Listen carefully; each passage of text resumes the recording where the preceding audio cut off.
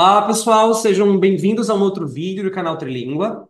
Eu sei que eu ando sumido, que nunca mais postei nem subi nenhum vídeo, mas é tudo por uma boa causa. Nos próximos 2 meses, eu concluo, dentro de 4 anos, a segunda faculdade de letras. A inicial foi Letras Português e Inglês, e agora, por último, estou a ponto de apresentar meu TCC na área do ensino de língua espanhola, terminando a Faculdade de Letras Espanhola. Olha só. Além daquelas aulas que eu trazia com anotações no quadro, falando sobre a estrutura da língua e tudo mais, eu pretendo, a partir desta aula, esse vai ser o nosso pontapé, iniciar um curso gradado ou graduado, que inicia do ponto zero, para pessoas que estão começando a aprender a língua espanhola, inglesa ou portuguesa, e seguiremos pouco a pouco até chegar nesta primeira fase até um nível A2, que vocês entenderão melhor quando eu explicar mais à frente. Então, para começar, eu gostaria de me apresentar, porque talvez alguns de vocês nunca tenham estado aqui. Eu me chamo Jarbas Macena, eu sou professor já há 18 anos, eu tenho 36 anos, e destes 16 deles de biologia, que foi minha primeira graduação, e mais de 12 ou 13 anos de língua adicional, ou que pode ter sido espanhol ou a língua inglesa. Então, olha só. As nossas aulas inicialmente terão esta aparência. Vocês estão vendo aqui, primeiro, no plano de fundo, uma estrutura de uma arquitetura específica dos povos indígenas da América Central, dos maias e dos astecas. Nós temos duas imagens que representam dois indígenas, dois jovens indígenas, um que se chama Nahil e uma que se chama Yamil, que são nomes típicos indígenas da região centro-americana. E vocês estão percebendo também que justo ao lado da águia milho nós temos um pássaro. E este pássaro, eu apresento aqui a vocês, se chama Quetzal. E o Quetzal não é somente um pássaro, fazendo parte da fauna destes países da América Central, mas também é o nome que se dá à moeda da Guatemala, que é um país onde se conhece muito esse animal.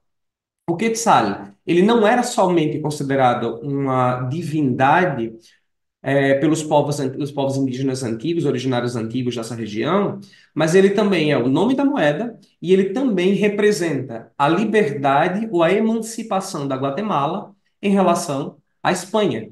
Por qual razão? Porque ele é um pássaro que não sobrevive em cativeiro. Se você isola, fecha e limita, ele acaba morrendo. Ok? Forte isso, né? E vamos a um vídeo curto que fala sobre a ave.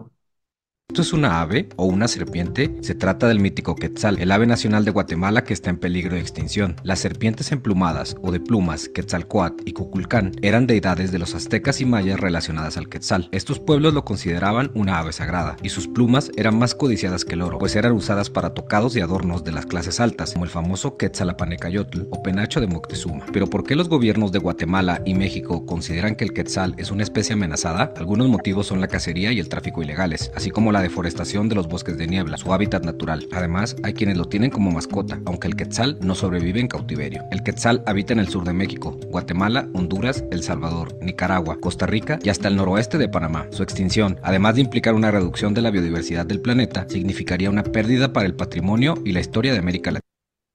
Ok, então, espero que vocês tenham aprendido alguma coisa, ou se não, pelo menos revisado. E foi o Quetzal, o nosso primeiro tópico. Olha só, quando a gente vai iniciar uma língua, isso daqui pode ser novo para muita gente, geralmente essas línguas estão estudadas, classificadas em diferentes níveis de acordo com as possibilidades de uso na língua. Então, se o usuário é um usuário iniciante, que conhece pouca coisa de vocabulário, que praticamente se expressa com muitíssimas limitações, a gente vai chamar esse usuário de usuário A1. Então, o primeiro nível dos três, A, B, C, o primeiro A, que é o A1, a pessoa tem vocabulário muito reduzido, geralmente pode falar sobre si, quem é, a origem, conhece as cores, coisas bem simplesinhas. No nível A2, essa pessoa já é capaz de falar sobre si, a origem, sobre sua rotina, o que costuma fazer no dia a dia, temas que sejam muitíssimo familiares e que não precisem de muita gramática ou conhecimento estrutural da língua. Aqui a gente poderia até incluir alguém que sabe falar sobre si no presente, no indicativo, e no pretérito definido, aqui ali presente e passado, coisas mais simples. Quando nós iniciamos o nível B1, a gente já tem um usuário que tem um domínio maior da língua a ponto de fazê-lo independente no estudo da própria língua, ou seja, ele já consegue usar a língua-alvo como forma de formá-lo e isso fica se retroalimentando. Ele já tem um nível mais alto, já tem um vocabulário mais complexo, já consegue interagir em uma série já consegue interagir em uma série de situações, já domina algum tipo de registro mais informal, mas ainda tem uma limitação na hora de se expressar. No nível B2 em diante, nós temos os níveis mais avançados. O B2 ele já tem um domínio maior de gramática, ele consegue interagir de maneira muito mais rápida, ele consegue debater ideias, defender pontos de vistas, usa vocabulário mais e se configura como um nível que já tem uma independência e um aprendizado mais complexo. Quando nós chegamos nos níveis C1 e C2, correspondem aos níveis de domínio operativo e maestria. Esses níveis são mais aproximados ao nível de uma pessoa nativa. E muitas vezes, diga-se de passagem, às vezes o conhecimento gramatical de uma pessoa C1 e C2 pode superar os de um nativo. Ok? Vamos lá, continuando. Bueno, desde esta diapositiva empiezo a mezclar el portugués y el español, así que vamos tratando de acostumbrarnos el oído en este camino de aprendizaje. Bueno, a partir de ahora nos conoceremos, es decir, preséntate. Bien, yo me llamo Harmas y utilizo esta expresión aquí arriba, me llamo o simplemente soy. Me llamo Harmas o soy Harmas. ¿Y qué tal si nos conocemos? Bueno, tú, que no estás hablando conmigo de manera directa, puedes escribir un mensaje ahí abajo en los comentarios y así vamos conociéndonos. Bueno, acá tenemos unas 4 preguntitas que hacen el hincapié para que comencemos este estudio y este viaje. ¿Por qué has decidido estudiar el español? Bueno, yo estaba a punto de terminar el curso de inglés y me gustaría aprender otro idioma, pero siempre me ha encantado el italiano. Así que me fui a ver si cómo estaban las plazas de italiano, los horarios y todo eso, y no me alcanzaba para nada. Bueno, así que no podía estudiar el italiano, decidí por las clases de español lleno de prejuicios, con muchas malas ganas, pero cuando llegué en la primera semana me enamoré. Y así empezó mi recorrido y así empezó mi viaje con el español.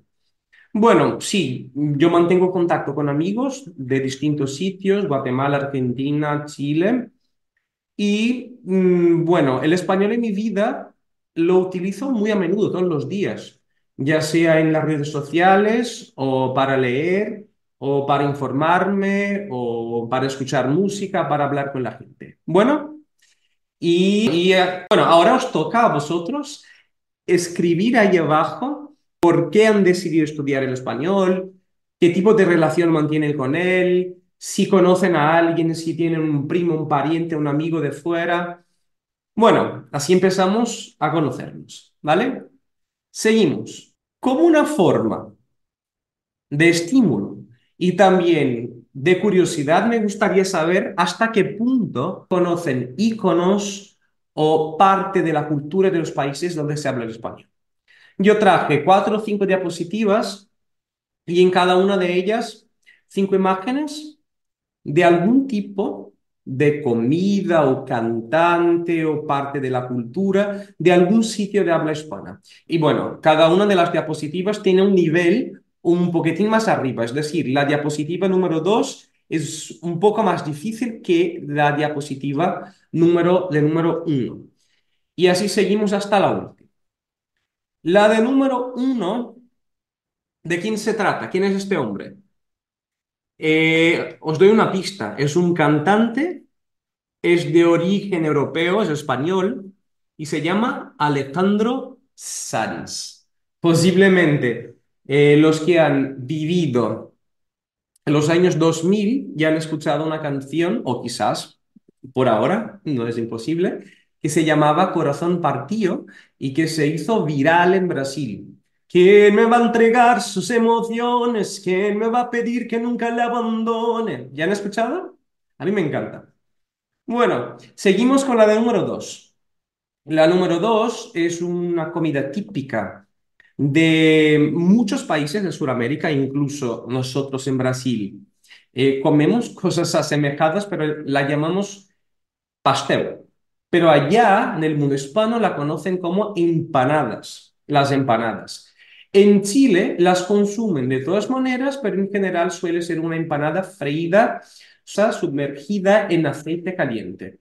Mientras que en Argentina, estas de aquí suelen ser llamadas empanadas argentinas y están rellenas con trocitos de papa, carne picada o aceitunas u otras cositas.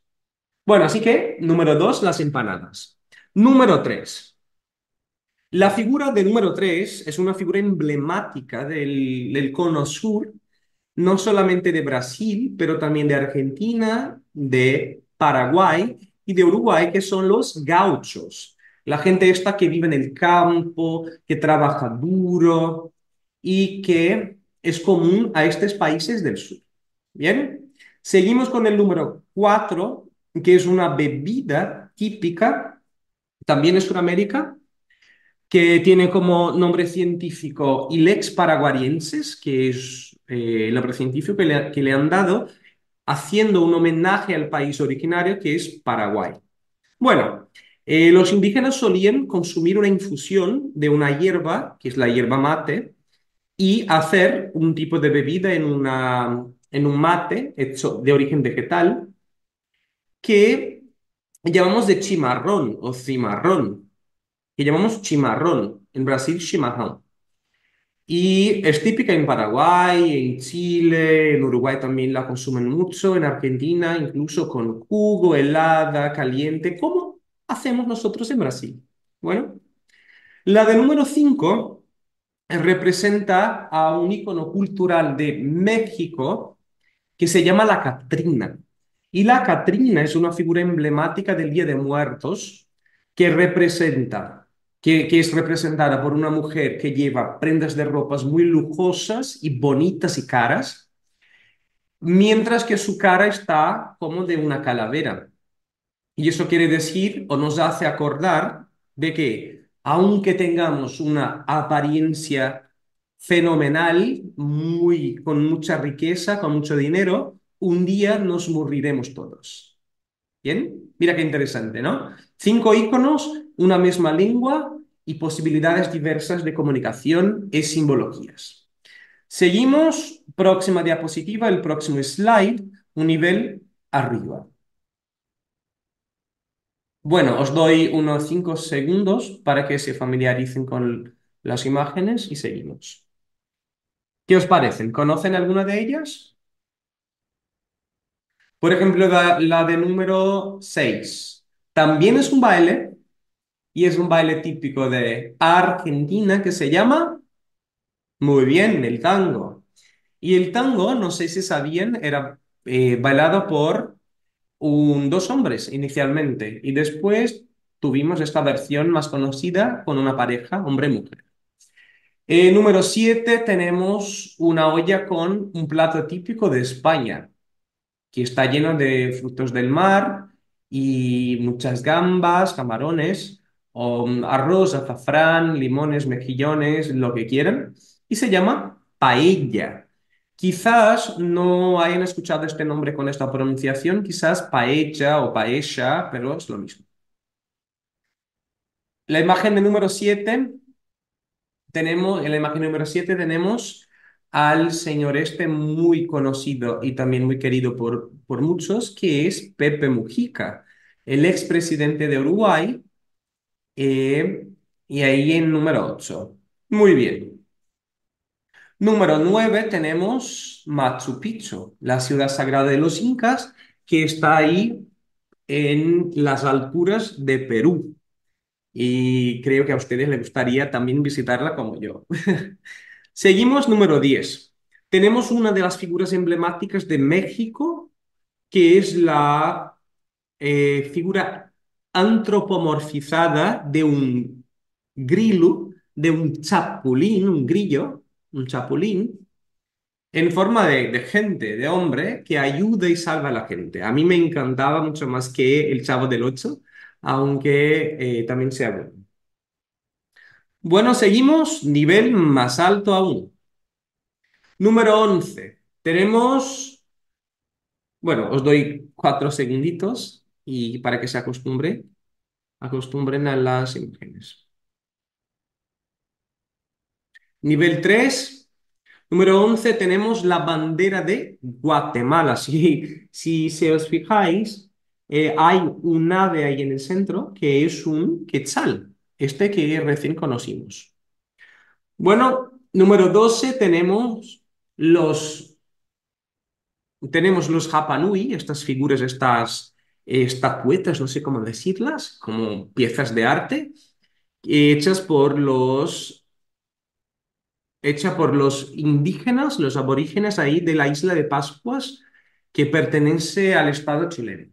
Bueno, así que son de Chile. 13 tenemos a este señor, no sé si ya habían visto una fotografía suya, es mexicano, era muy conocido por el hecho de que se casó, fue esposo de Frida Kahlo, la pintora mexicana, y también era pintor, muralista, y tiene toda historia, hizo mucha historia en México. Si quieren, pueden buscar acerca de su historia, muy interesante. Bueno, número 14 también tenemos otro plato.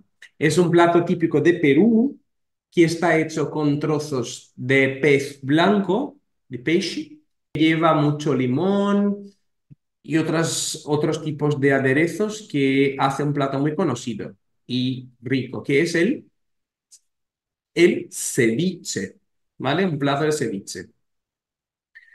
La imagen de número 15 tenemos una telenovela, no confundir con la novela de leer o romance, sino que una telenovela muy famosa de origen colombiano y que hubo muchas versiones por el mundo, en especial en Estados Unidos, incluso en Brasil, que es Yo soy Betty la Fea, ¿vale? Bueno, la última de las diapositivas trae un nivel 4, cosas más difíciles, y tenemos el número 16, dos personas, la mujer esta que lleva gafas se llama Chabela Vargas y fue una cantante muy famosa del mundo hispano que cantaba canciones clásicas del mundo, como por ejemplo, todos me dicen el negro llorona, negro, pero cariñoso, que es una canción estupenda que a mí me encanta. Y justo a su lado encontramos a un cineasta muy famoso de origen español eh, que se llama Pedro Almodóvar.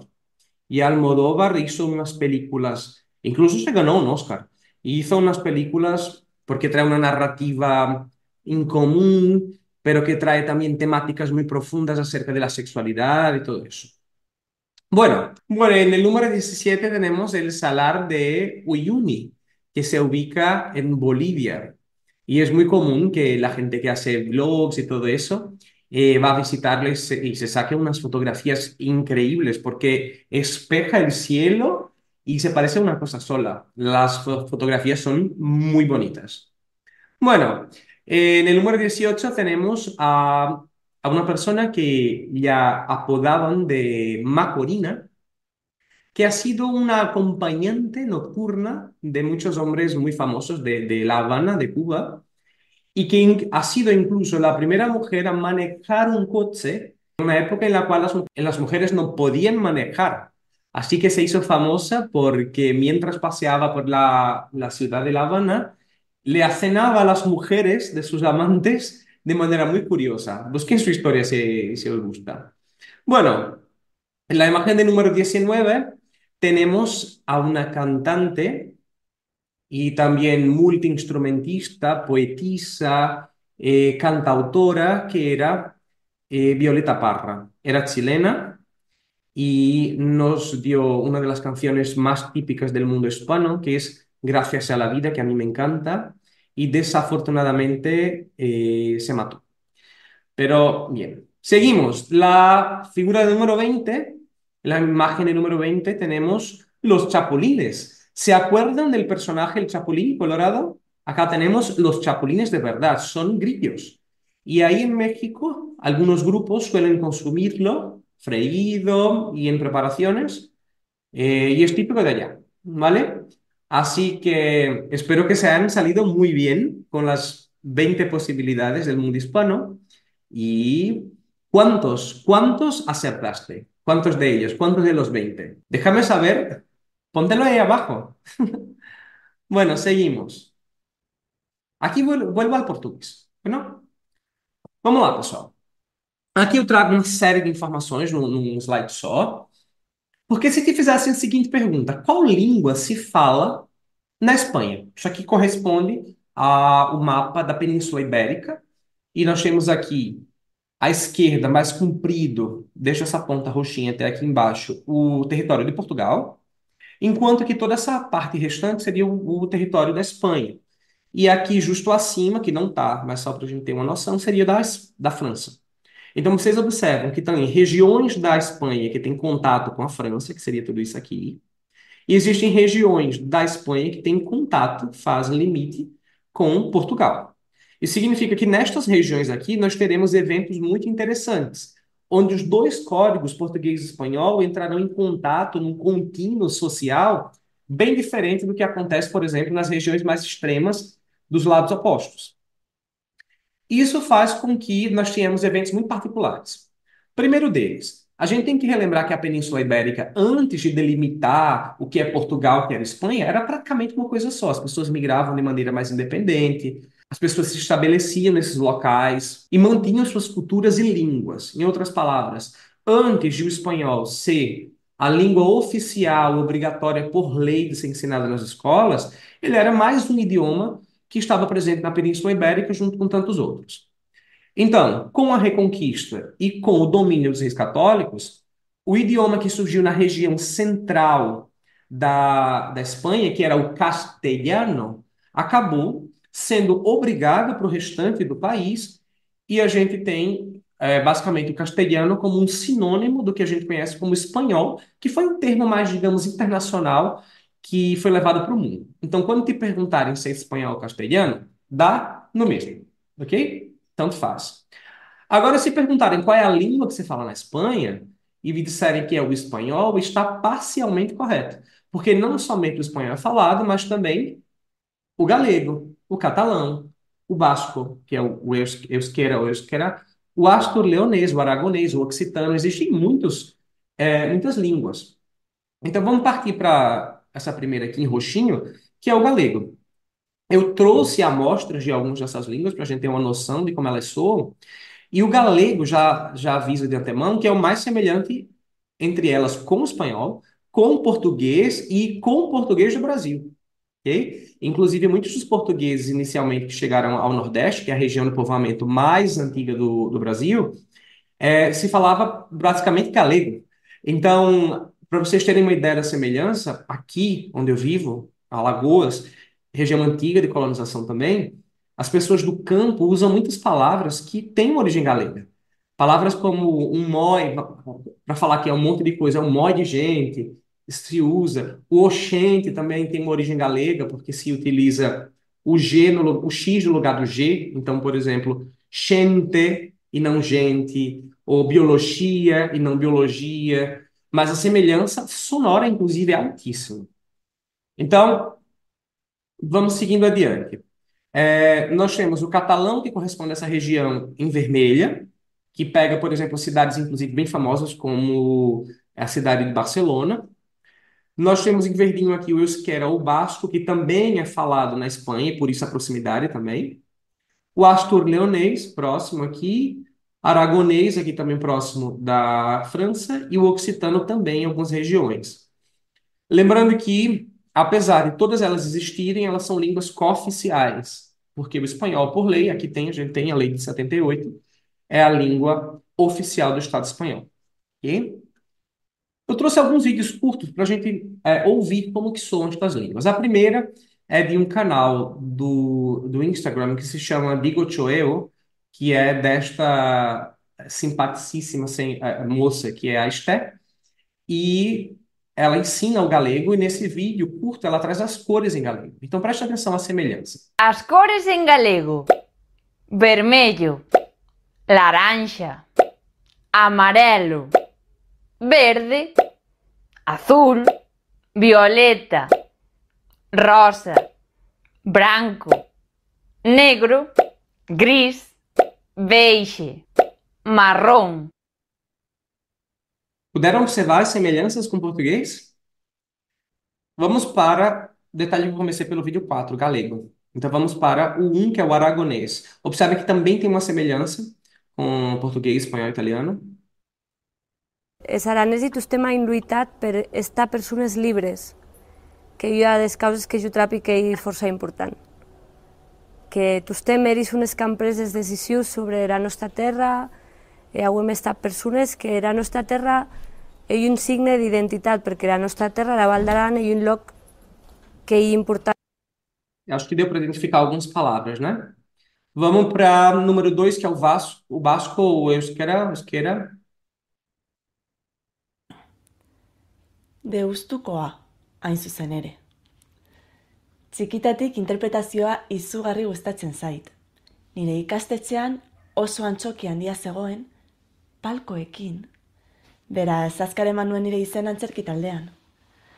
Euskaraz eta gaztelaniaz antzestea. Observaram que já soou bem diferente de qualquer uma das que a gente viu até agora? Essa, de fato, ainda tem uma origem e uma evolução ainda muito indefinida pelos linguistas. Vamos para a seguinte, que é o catalão. O catalão tem uma semelhança muito grande com o espanhol, italiano, francês. Oportunitats és contribuir a tenir un futur millor per tots. Gràcies als que ens van donar suport en la seva creació. Gràcies a tots els patrons. Gràcies. Observaram que já tem uma semelhança? Então, estas aqui são algumas das principais línguas que se fala no território espanhol. Esse mapa eu trouxe para a gente ter uma noção da importância do espanhol no mundo. Onde vocês observam, em toda a América do Sul, em vermelho, América Central, inclusive até o México, que faz parte da América do Norte e não Central, apesar de ser latino-americano, todos eles têm o espanhol como língua materna ou primeira língua. Isso no continente sul-americano.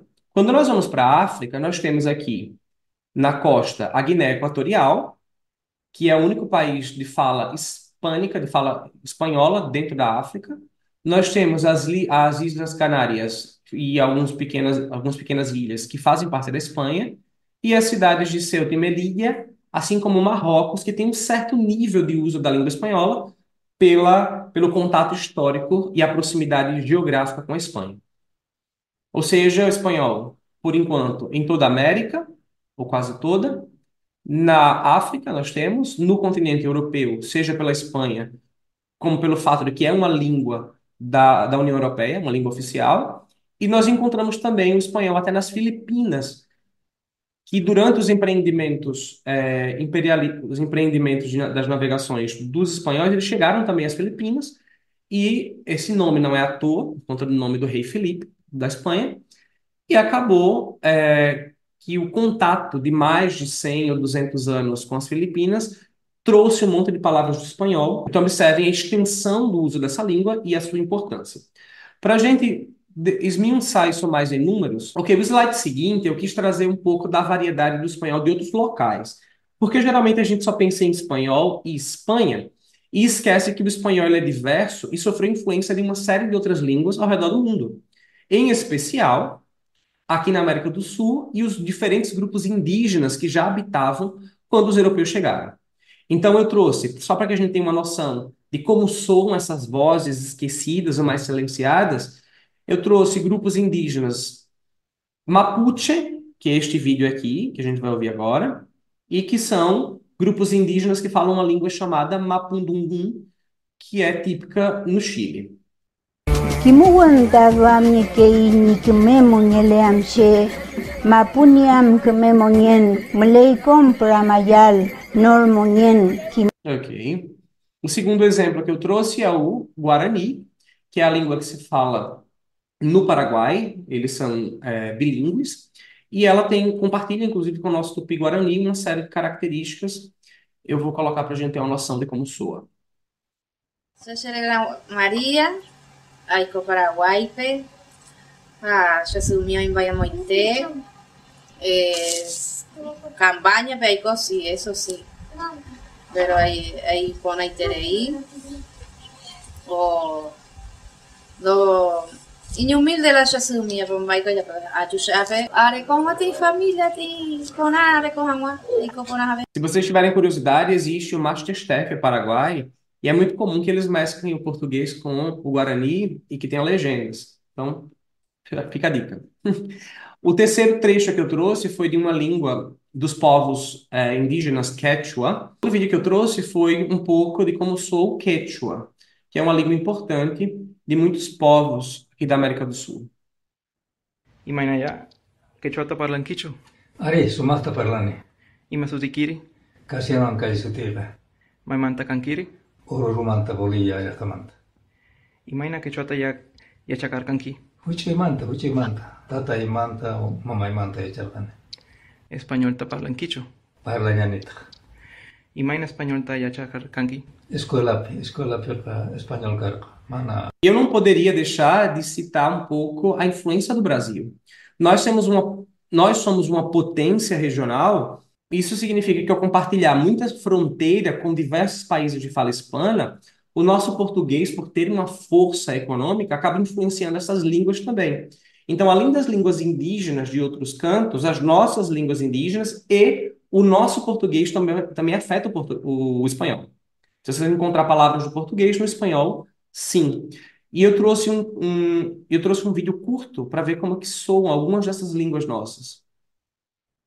Purangara, Aranacuema, Cabiá, Acai, Guacatemaçã. no Mangué. No Brasil somos 305 etnias e mais de 274 línguas faladas. E você ouviu Bom Dia em 6 dialetos. Então, só para a gente ter uma noção dessa riqueza e como que as línguas se influenciam e tem essa evolução. Muito bacana tudo isso. Vamos lá, seguindo. Olha só, como uma maneira mais numérica da gente perceber a importância do espanhol, eu trouxe alguns números de quantos falam espanhol pelo mundo. Primeiro, grupo de domínio nativo. Isso significa aprende desde pequeno, convive com parentes, mãe, pai em casa, aprende desde muito pequeno. Nós temos, morando nesses países, quase 440 milhões, mas que estão fora de sua terra natal, mais uma porção gigante, que totaliza quase 500 milhões de pessoas que usam a língua espanhola de maneira nativa. Depois nós temos o grupo de pessoas que têm uma competência limitada, isso significa que usam com certa frequência o espanhol, mas que têm níveis variados, que estão um pouco mais afastados do nível do nativo, que totaliza cerca de 75 milhões de pessoas, o que também é gigante. E no final nós temos aqui cerca de quase 22 milhões de pessoas que estão aprendendo, e você que decidiu fazer esse curso desde o zero ou independente disso, faz parte deste grupo. No final, nós temos próximo de 600 milhões de pessoas que falam o espanhol pelo mundo. Então, ela é uma excelente opção. E detalhe, a maioria dos que falam espanhol são nativos, então a chance de você falar com nativo é muito alta. Diferente do inglês, por exemplo, que sua maioria de falantes não é nativo. Ok? Vamos seguindo. Eu trouxe aqui um outro detalhe curioso, que é a quantidade diversa de léxico que a língua espanhola tem, seja o léxico, expressões, modismos, regionalismos. Se você chega, por exemplo, na Espanha e vai atender o telefone, é bem possível que eles digam, diga, enquanto que na Argentina vão dizer olá, ou no Chile, alô. Ou seja, ainda que seja a mesma língua, ela vai ser exercitada ou ela vai ser usada de diferentes maneiras. É a mesma coisa que eu pergunto, como que se fala chavena, que é português, no Brasil? É uma xícara. Ou como se fala comboio, que é um trem, ou um autoclive, que é o sanitário. Então, observe que, ainda que seja a mesma língua, existe uma diversidade de possibilidades de falá-la. A gente vai tentar entrar em contato com várias delas e ir se familiarizando com algumas principais. É impossível dominar e sabê-las todas. Nem os nativos conseguem fazer isso, tá? A não ser que você seja muito rico, viaje em todos os países e fique pingando de canto em canto. Aí sim você talvez se aproxime disso. E aqui nós terminamos. Eu agradeço a sua paciência, porque chegou até aqui. Espero que tenham gostado da aula. Espero que tenham aprendido alguma coisa, adicionado alguma coisa nova ao seu repertório linguístico. E a gente vai seguindo com essas aulas desde o zero até o nível A2, nesse primeiro objetivo, no objetivo inicial. Espero que nos veamos muy pronto y nos vemos. Cuídense. Hasta luego. Zen genuen.